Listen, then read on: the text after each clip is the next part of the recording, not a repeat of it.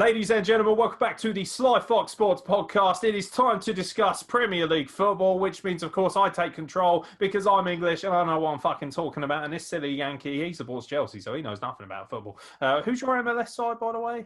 The Columbus Crew. The Columbus Crew. Hey, they won the MLS Cup this year, buddy. Yeah. Right behind the So Solid Crew, isn't it? Now, anyway... Moving right back on to real sports instead of that nonsense them Yankees are playing called soccer.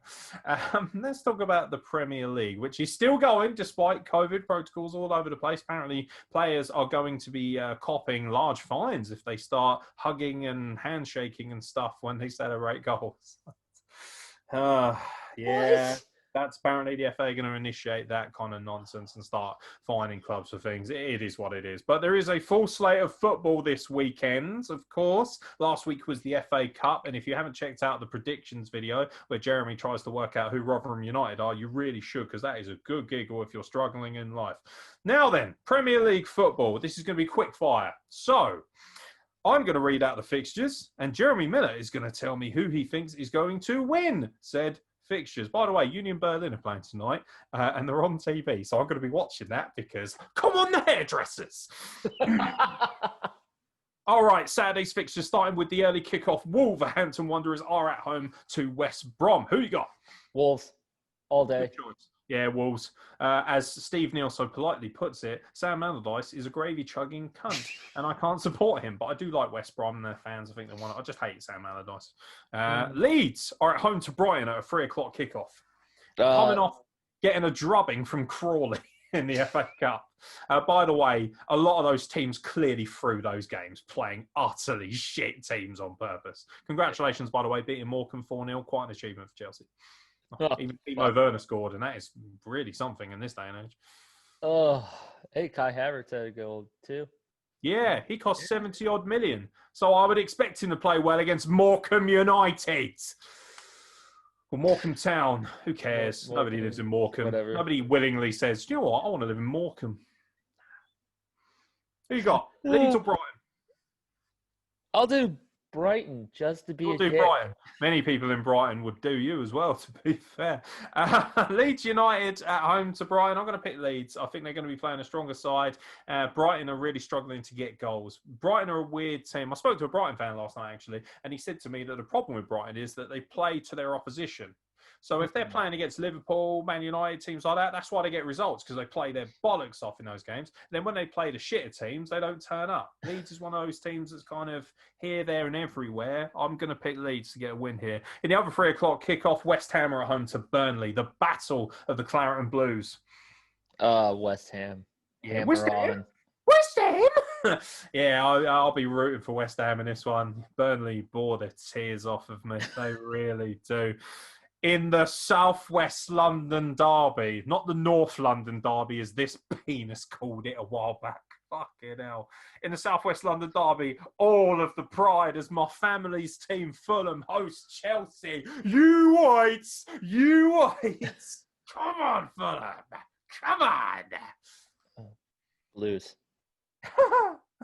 Mate, Fulham walked into Tottenham, slapped them with their big old... Scott Parker got his massive dong out and thought, I used to play here. I'm going to slap you around, innit, bruv? He's always got something up his sleeve.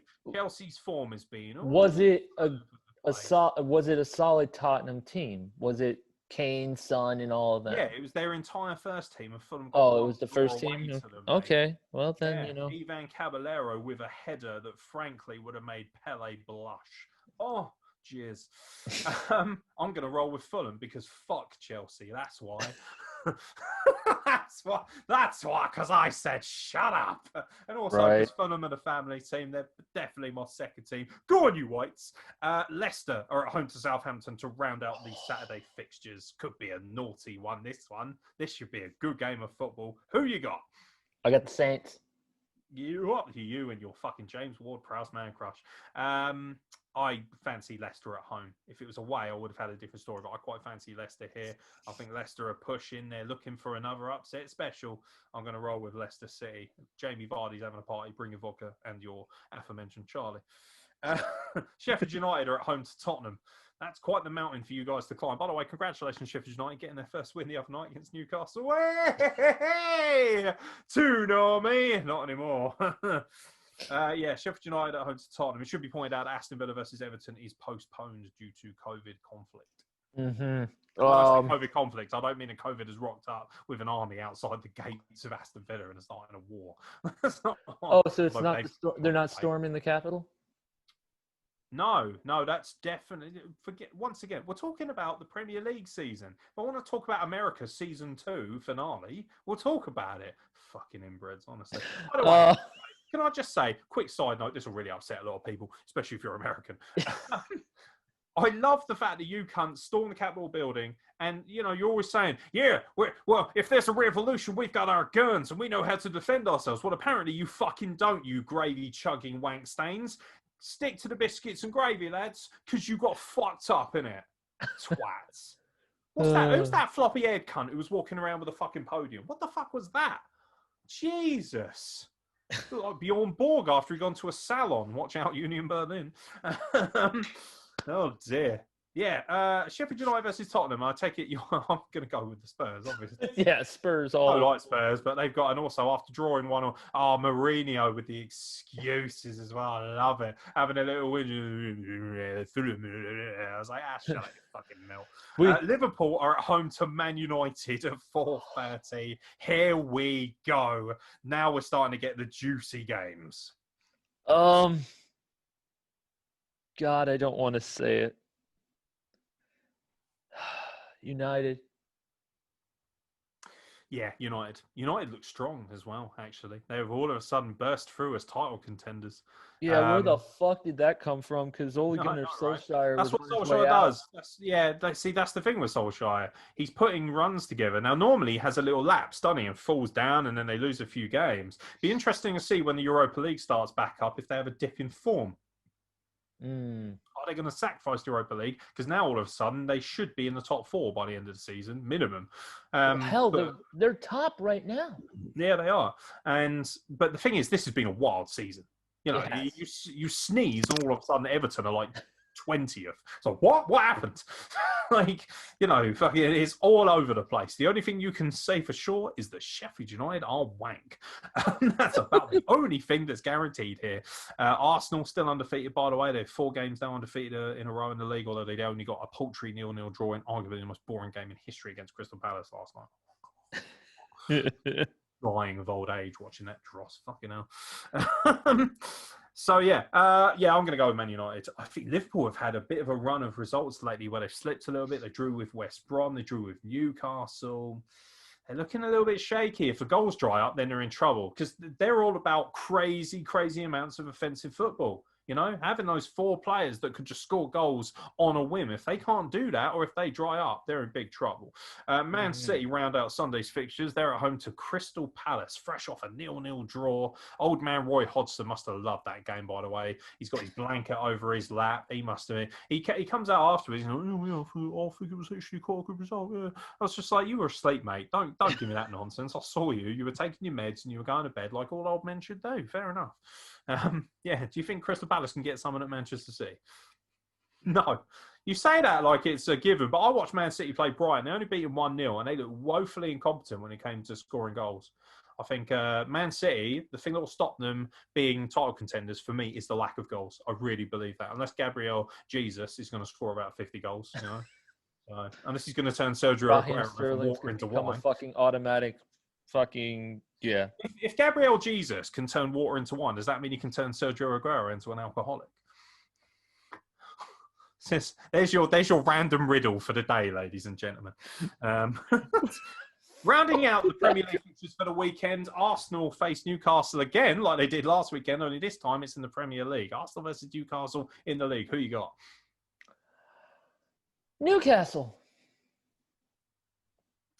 You always make a big mistake in these predictions. I'm going with Arsenal. They beat Arsenal's team. Ironically enough, Arsenal's reserve team is now the first team that started at the beginning of the season because they're playing their youth now and doing really well. I fancy Arsenal to get a win here. Arsenal were very lucky in the fact that they've actually had a really good run of fixtures to help them balance themselves out. You know, they beat Chelsea, obviously, which was fantastic. They then beat Brighton, which is obviously not nearly as difficult a tie. They then beat West Brom. They've got Newcastle here. They just drew with Crystal Palace. Ultimately, it was a miserable 0-0 draw, but hey, they didn't lose. So, you know, another win here. That's 5 games on the bounce, undefeated, 4 wins and a draw. That's what I think is going to happen here. And, you know, they're not that far behind Europa League spots now. And all of a sudden, you could see them really pushing through Europa League place. But a lot of that comes down to how well they're going to play against the bigger sides. I'm interested to see how they do, you know, in games like Man City, Liverpool, Man United, when those games roll around again. And obviously, they're going to have to play Chelsea again. So, you know, we'll see how those games go. But you wouldn't put it past Arsenal. Their youth team is fantastic. But that 0-0 draw did worry me a little bit because they created nothing. And Arsenal are normally one of those teams that even if they're shit, they still create something. So it'd be interesting to see how they do. But I think they've got too much for Newcastle. And also, Newcastle just lost to Sheffield United, mate. I'm not taking them seriously. Fuck you, Newcastle. I like the fans, but fucking hell. How could you lose to Sheffield? You ruined everyone's accumulating, you dickheads.